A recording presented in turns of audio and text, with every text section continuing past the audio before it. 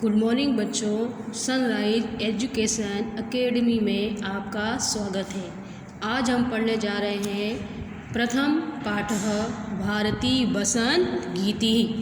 सबसे पहले हम इसका कवि परिचय पढ़ेंगे। कवि परिचय में अहम पाठः आधुनिक संस्कृत कवि पंडित जानकी वल्लभ शास्त्रिणां काकली इति गीत संग्रहात् संकलितो अस्ति। यह पाठ आधुनिक कवि संस्कृत साहित्य के पंडित जानकी वल्लभ शास्त्री ने काकली नामक जो संग्रह है उससे संकलित किया है। संस्कृते सौंदर्यम अवलोक्य एव सरस्वत्या वीणाय मधुर झड़ंकृत्या प्रभावितुं शक्यन्ते इति भावनापु परस्परं कवि प्रकृते सौंदर्यं वर्णयं सरस्वती वीणावादनाय संप्रार्थ्यते।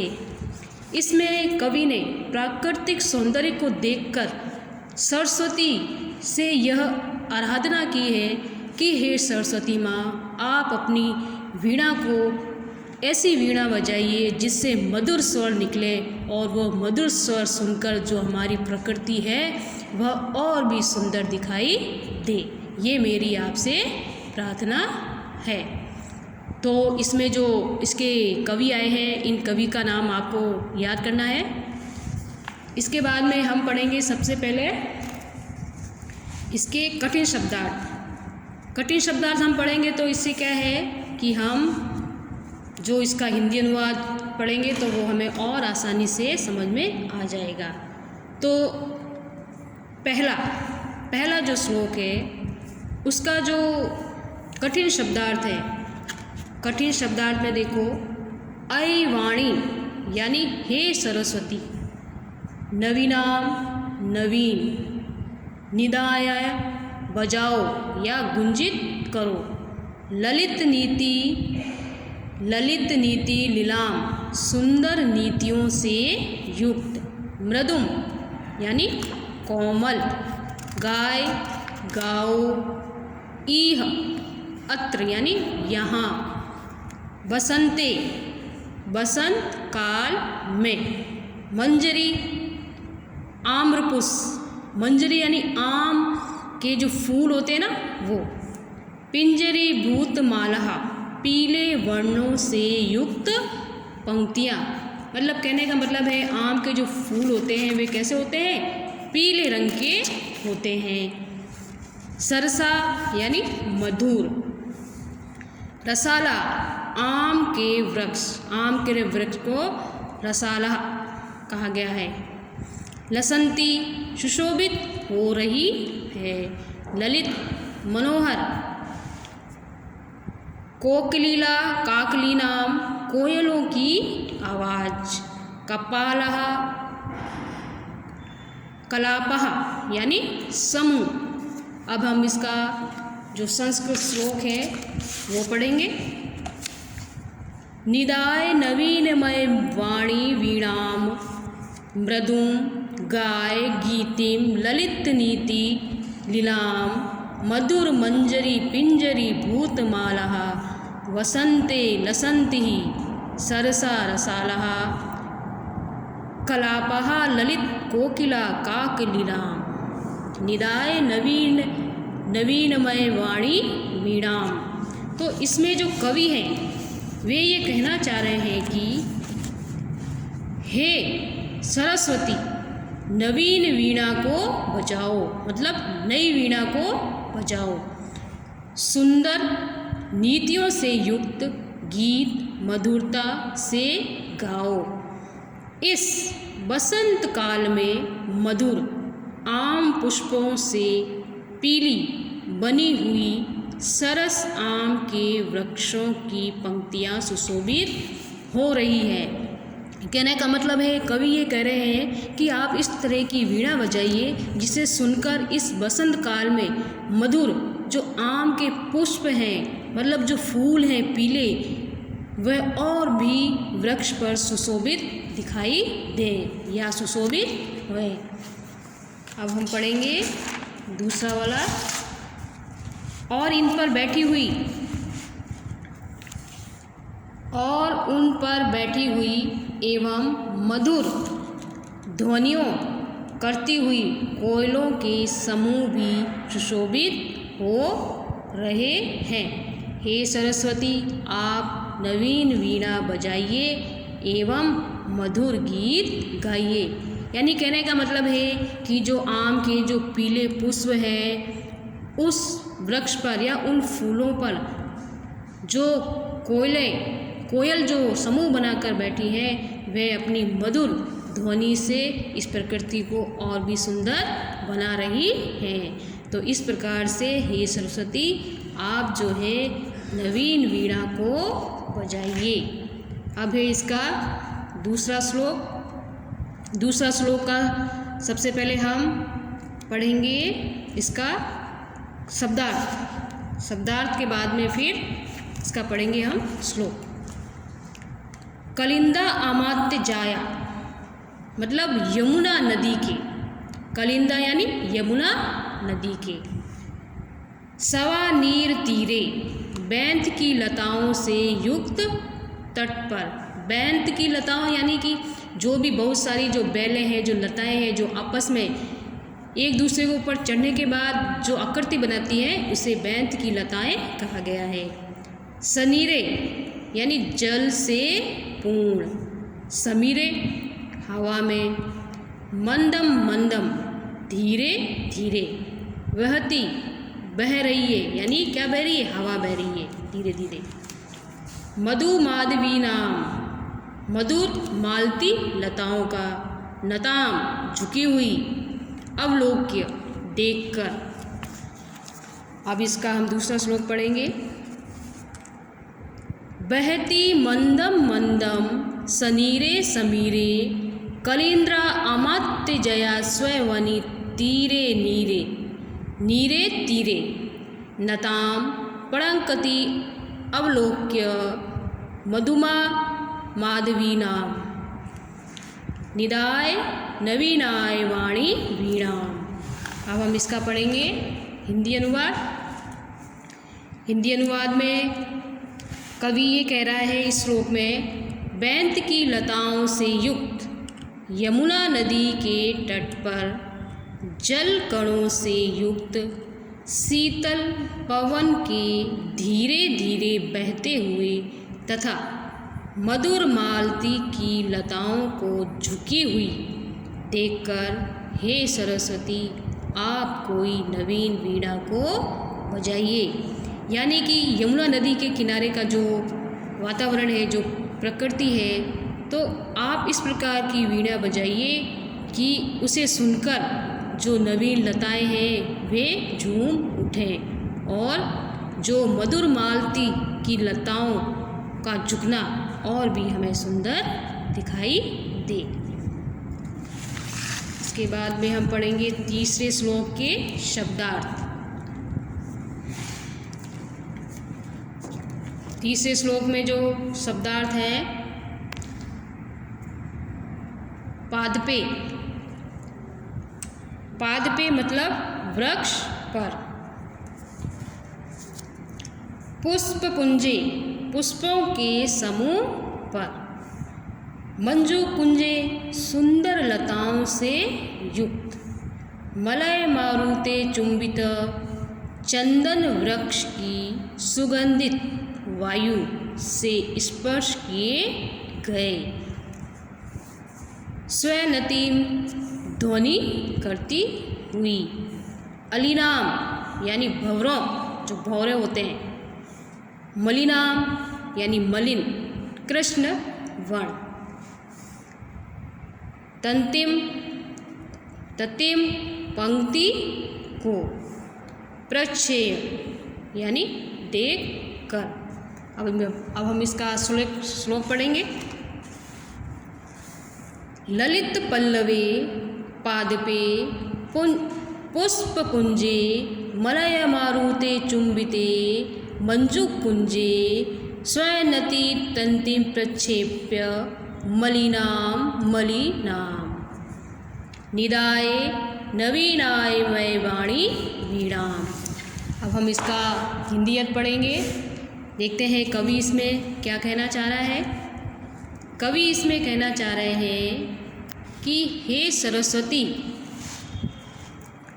हे सरस्वती, चंदन वृक्ष की सुगंधित वायु से स्पर्श किए गए मन को आकर्षित करने वाले पत्तों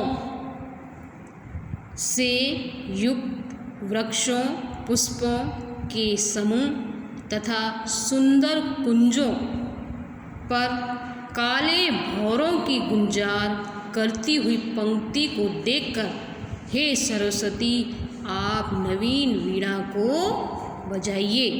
कहने का मतलब है कि चंदन वृक्ष की जो सुगंधित वायु है, जो हमारे मन को स्पर्श कर रही है, और पत्तों से युक्त वृक्ष, पुष्पों के समूह तथा सुंदर कुंजों पर यानी सुंदर फूलों पर जो काले भंवरों की गुंजार करती हुई पंक्तियों को देखकर हे सरस्वती, नवीन वीणा को बजाइए।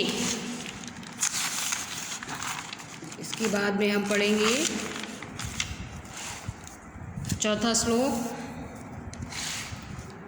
चौथा श्लोक के सबसे पहले हम पढ़ेंगे शब्दार्थ। शब्दार्थ में आदि नाम ओजस्वी, ओजस्वी पूर्ण या ओजस्वनी, अकार्ण्य यानी सुनकर, नितांतम पूर्णताएं, शांतिशीलम शांति से युक्त, सुमनम पुष्पों को, चले चल पड़े यानी हिल उठे, कांत सलीलम यानी कि स्वच्छ जल, सलीलम क्रीड़ा करता हुआ, उच्छ्लेत, उच्छ्लेत यानी उच्छलित हो उठे, यानी जो स्वच्छ जल है वो क्रीड़ा करते हुए उछल उठे। अब हम इसका श्लोक पढ़ेंगे। चौथा श्लोक, लतानां नितांतम सुमनम शांतिशीलम, चलेत उच्छलेत कांतम सलीलम सलीलम, तवाकर्ण्यम वीणाम आदिनाम नदीनाम, निदाय नवीनमाय नवीनाय वाणी वीणाम।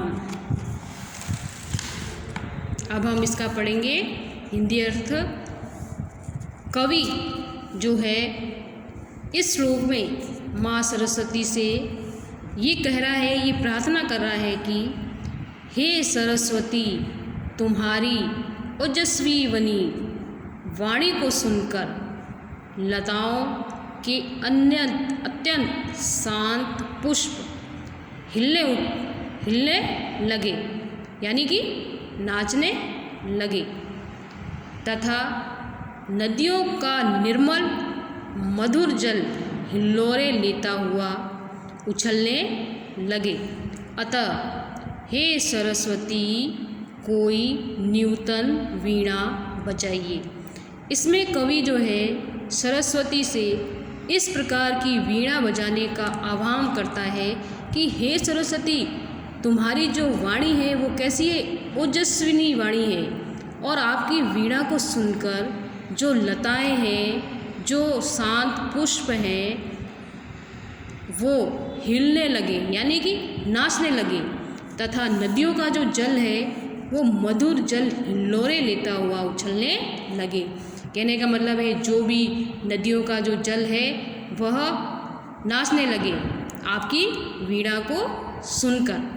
अतः हे सरस्वती, कोई नूतन वीणा को बजाइए। तो देखो बच्चों, आपका ये जो पहला पाठ है, जो श्लोक है, उसका हिंदी अनुवाद तो कंप्लीट हो गया है और शब्दार्थ भी इसमें आ गए हैं। ये आपको अपनी कॉपी में लिखने भी हैं और याद भी करने हैं। इसके बाद में हम आपके लिए होमवर्क, गृह कार्य में आपको एक पदेन उत्तर लिखना है। कवि काम संबोधयति, इसका उत्तर आपको लिखना है कवि वाणी काम वाद्यतुम प्रार्थयति। कवि कीदृश्य गीतिम गातुम कथयति। सरसा रसाला कदा लसन्ति। इसके बाद में आपको पूर्ण वाक्य में भी उत्तर लिखना है। पूर्ण वाक्य में यानी पूरा एक सेंटेंस। इसमें पहला सवाल है कवि वाणी किम कथयति, यानी कवि वाणी की देवी से यानी सरस्वती माँ से क्या कहना चाह रहे हैं। उसका संस्कृत में लिखना है बसंते किम भवति, यानी बसंत काल में क्या क्या होता है। सलिलम तव वीणाम आकर्ण्यम कथम उच्छलेत, यानी जो नदी का स्वच्छ जल है, स्वच्छ साफ जल है, वीणा सुनकर वह कैसे उछले, इसके बारे में आपको लिखना है। मैंने अभी बताया था आपको, संस्कृत में लिखना है आपको। कवि भगवती भारती कस्या तीरे मधुमाद वीणा नाम नताम पंकृतम अवलोक्यम वीणाम वाद्यतुम कथयति। इसका आंसर ही आपको लिखना है। इसके बाद में आपको क स्तंभे पदानि ख स्तंभे तेषां पर्यापदानि दत्तानि तानि पदानां समक्षे लिखत। इसमें क और ख दो पद हैं, इसमें आपको पर्यायवाची लिखने हैं यानी मिलान है, इसमें आपको मिलान करना है। तो यहाँ पे मैंने लिखा हुआ है, बस आपको मिलान करना है लिखकर। सरस्वती का मेल किससे होगा, सरस्वती का और कौन सी संज्ञा दी गई है, यानी सरस्वती किससे मिलेगा। आम्रम, आम्रम को और क्या कहते हैं, पवन, टटे और भंवराणाम। तो ये सारे आपको यहाँ से मैच करने हैं। इसके बाद में आपको अधोलिखितानाम विलोम पदानि लिखत, यानी आपको विलोम शब्द लिखने हैं। कठोरम, कटु, शीघ्रम और प्राचीनम। फिर आपको करना है प्रथम श्लोकस्य आशयम हिंदी भाषायाम लिखत, यानी जो पहला श्लोक है उसको आपको हिंदी भाषा में लिखना है, यानी हिंदी में उसका अनुवाद करना है। अनुवाद के साथ साथ आपको ना प्रसंग लिखना है, फिर हिंदी अनुवाद लिखना है। उसके बाद में जो भी इसमें जो विशेषता रही है वो भी आपको लिखनी है। तो ये हो गया आपका जो पहला पार्ट है वो कंप्लीट हो गया है। पहले पार्ट में आपको ये सब लिखने हैं, अपनी कॉपी में क्लास वर्क में ये सब नोट करने हैं। और ये गृहकार है, ये सारा गृहकार आपको कंप्लीट करना है। अब इसमें से जो श्लोक समझ में नहीं आए तो वो आप डाउट क्लास में पूछ लेना मेरे से, और ये काम आपको कंप्लीट रखना है। जब भी आप डाउट क्लास में आओ तो अपना होमवर्क साथ में चेक करवाओ और साथ के साथ आप इसको याद भी करो। इसके बाद में हम शुरू करेंगे बच्चों दूसरा पार्ट। दूसरा पार्ट जिसका नाम है स्वर्ण काक। स्वर्ण काक यानी सोने का कौआ, स्वर्ण यानी सोना और काक यानी कौआ। तो ये जो लेसन है ये अपन बुक में से पढ़ेंगे, इसका हिंदी अनुवाद भी मैं आपको साथ साथ में बताती जाऊंगी। द्वितीय पाठ स्वर्ण काक, सोने का कौआ, यानी सोने के पंख वाला कौआ कहने का मतलब है। तो सबसे पहले हम ये पाठ परिचय। प्रस्तुतो अहम पाठ श्री पद्म शास्त्रिणां विरचितं विश्वकथा शतकम् इति कथा संग्रहात् गृहीतो अस्ति, यानी प्रस्तुत पाठ जो है श्री पद्म शास्त्री द्वारा विरचित विश्व कथा शतक के कथा संग्रह से ये लिया गया है। मतलब कि इसके जो लेखक हैं वे हैं श्री पद्म शास्त्री, जिन्होंने विश्व कथा शतकम नामक एक पुस्तक लिखी थी। उसमें कई कथाएं लिखी और उसी कथाओं में से उन्होंने ये जो कहानी है वो ली है। ये कहानी है, कहानी जो होती है वो गद्य भाग में आती है। अत्र विविध राष्ट्रेषु व्याप्तानां शतं लोककथानां वर्णनं विद्यते। यहाँ विभिन्न राष्ट्रों में व्याप्त 100 कथाओं की लोक कथाओं का वर्णन उन्होंने अपने इस ग्रंथ में या इस पुस्तक में किया था। एशाम कथा वर्म यानी कि म्यांमार यानी बर्मा देश है ना, देशस्य श्रेष्ठा लोक कथा अस्ति। ये जो कथा है वो बर्मा देश की श्रेष्ठ कथा है। अस्यां कथायां लोभस्य दुष्परिणामः तथा च त्यागस्य सुपरिणामं स्वर्णपक्ष काकमाध्यमेन वर्णितो अस्ति।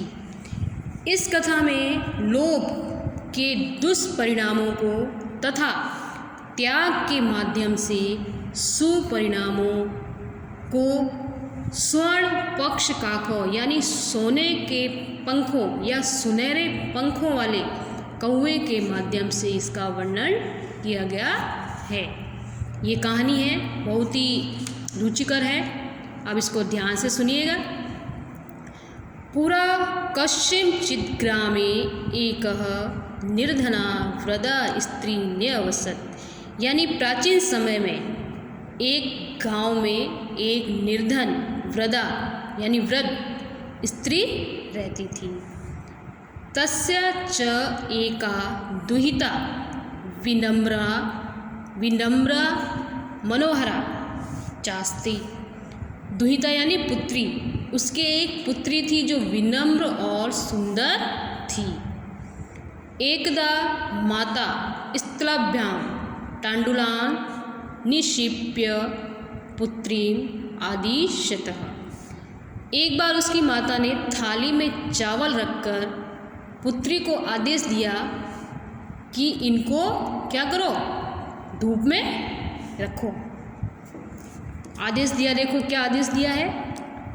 सूर्य तपे तांडुलाम खगेभ्याम रक्ष, कि इनको धूप में रखकर, सूर्य तप यानी धूप में रखकर इन चावलों की पक्षियों से रक्षा करो। किंचित कुछ कालांतरम एको विचित्र काकः समुड्य तस्या समीपम अगच्छत्। कुछ समय पश्चात एक विचित्र कौवा उड़कर उसके समीप यानी कि चावलों के समीप आकर बैठ गया।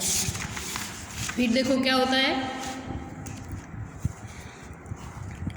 नेतादृश्यम स्वर्ण पक्षो रजतचंचु स्वर्ण काकस्यतया पूर्वम दृष्टा।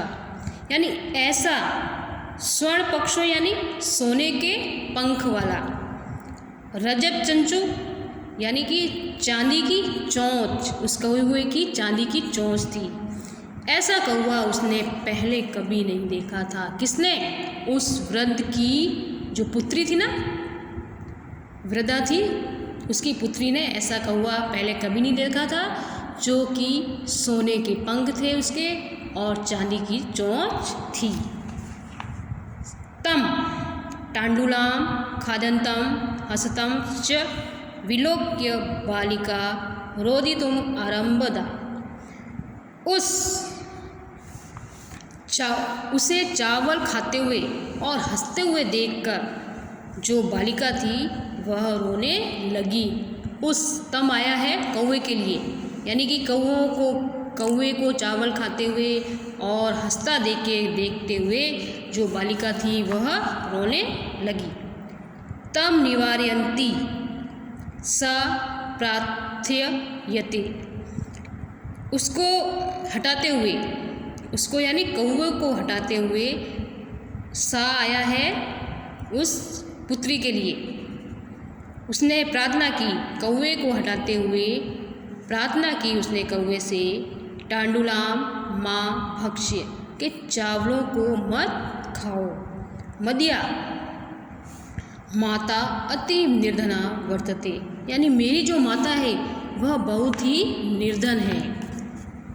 स्वर्णपक्ष काकः प्रवाच्य माँ शुचः, सोने के पंखों वाला जो कौवा था वह बोला कि दुखी मत हो।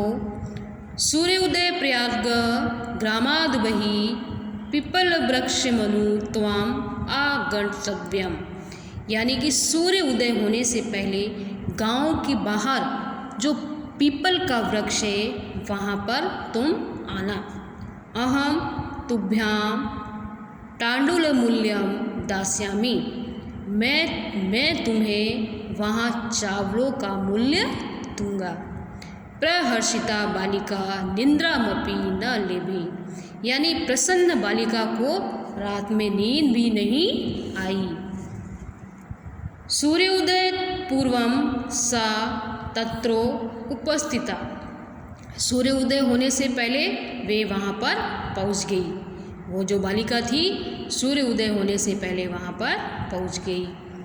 वृक्षोप्रि विलोक्य सा च आश्चर्यचकिता समजातः यत् तत्र स्वर्णमय प्रसादो वर्तते, वृक्ष के ऊपर उसने देखा और वह आश्चर्यचकित रह गई कि वहाँ पर एक सोने का महल था। प्रसादो यानी महल, यानी वृक्ष के ऊपर क्या था, एक सोने का महल था। यदा काकः सायित्वा प्रबुद्ध इस्तदा तेन स्वर्णगवाक्षो कथितिम, अनहो बाले, जब कौवा सोकर उठा जागा तो उसने सोने की खिड़की से झाँका और कहा, अरे बालिका त्वमागता, तुम आ गई। तिष्ठ यानी रुको। अहम त्वं कृते सोपानम अवतारयामि, मैं तुम्हारे लिए सीढ़ियाँ लेकर आता हूँ। तब कथ्य स्वर्णमय, रजतमय, ताम्रमय वा, तुम बताओ कि तुम्हें कैसी सीढ़ियाँ चाहिए, सोने की चाहिए या चांदी की चाहिए या तांबे की। कन्या अवदत् अहम निर्धन मातु दुहिता अस्मिन्, कन्या बोली मैं निर्धन माता की पुत्री हूँ। ताम्रो सोपानेवेव आगमिष्यामि, कि मैं तांबे की सीढ़ियों से आ जाऊंगी। परम यानी परंतु, स्वर्ण सोपाने स स्वर्ण भवनम आरोहत, परंतु जो कौवा था उसने सोने की सीढ़ियों से उसको अपने भवन में बुलाया, यानी कि सोने की सीढ़ियाँ दी उसको आने के लिए।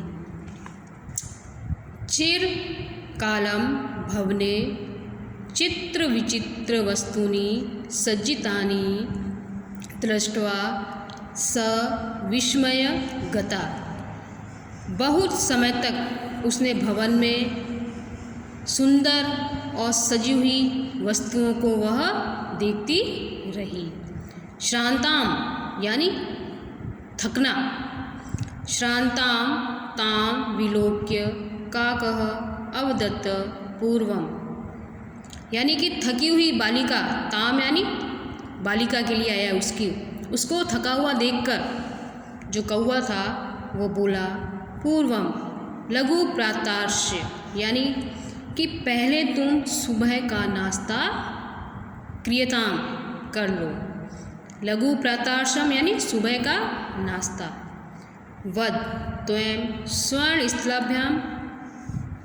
स्थलायां भोजनम करिष्यसि किं वा रजत स्थलायां उत ताम्र स्थलायां। कौवे ने पूछा कि तुम्हें सोने की थाली में भोजन करना है या फिर चांदी की थाली में या तांबे की थाली में। बालिका अवदत्, बालिका बोली, ताम्र स्थलाभ्याम एव अहम निर्धना भोजनम करिष्यामि। बालिका ने कहा कि मैं तांबे की थाली में भोजन करूंगी क्योंकि मैं निर्धन हूँ। तदा सा आश्चर्यचकिता समजातः यदा स्वर्णकाके स्वर्णस्थलायां भोजनं परिवेशितम्। उसको आश्चर्य हुआ, तब उसको आश्चर्य हुआ जब कौवे ने उसको सोने की थाली में भोजन परोसा। न एतादृश्यं स्वादु भोजनम मध्यावधि बालिका खादितवती। मतलब उस बालिका ने पहले कभी भी इतना स्वादिष्ट भोजन नहीं किया था। काको अवदत् बालिके, कौवा बोला बालिका, अहम इच्छामि यत् त्वं सर्वदा अत्रैव तिष्ठ, परं तव माता तु एकाकी वर्तते। कौवे ने कहा बालिका से कि मेरी इच्छा है कि तुम हमेशा के लिए यहीं पर ठहर जाओ, परंतु तुम्हारी माता है वो अकेली रह जाएगी। अतः त्वं शीघ्रमेव गृहं गच्छ, अतः तुम शीघ्र ही घर जाओ। इत्युक्त्वा काकः कक्षा अभ्यन्तरास्त्रेस् मंजूषा निशार्यां तां प्रत्यावदत् बालिके। इतना कहकर जो कौवा था वो कक्ष में गया और 3 पेटी लेकर आया, पेटी यानी बक्से, और कहा बालिका यथेच्छां गृणाय मंजूषा में काम, यानी इसमें से जो तुम्हारी इच्छा हो वो संदूक या बक्सा ले लो। लघुतां मंजूषां प्रगृहां बालिकाय कथितुम् इयम एव मदीय टाण्डुलां मूल्यम। बालिका ने छोटी संदूक ली और कहा कि यही मेरे चावलों का क्या है, मूल्य है। तो इस प्रकार से कहने का मतलब ये है कि जो बालिका थी वह बहुत ही विनम्र स्वभाव की थी। उसे लोभ नहीं था, उसे बिल्कुल भी किसी भी प्रकार का लोभ नहीं था, और उसने